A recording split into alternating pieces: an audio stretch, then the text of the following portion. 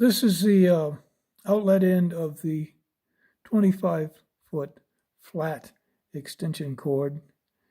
Not only is the cord flat, but the plug is flat too, so it can go behind things like bookshelves and so forth. It's a neat aspect. And as I said, it's 25 feet long. And I have it going to a kitchen island. And because it's flat, you're not going to be tripping over it. It replaces this one that was round and kind of in the way.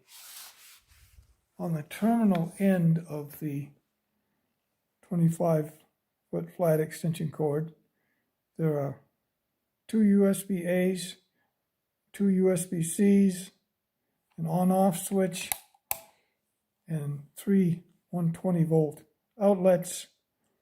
The total is 10 amps or 1200 watts.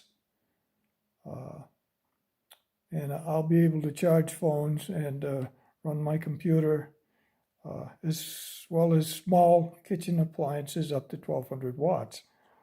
So it's a very nice cord.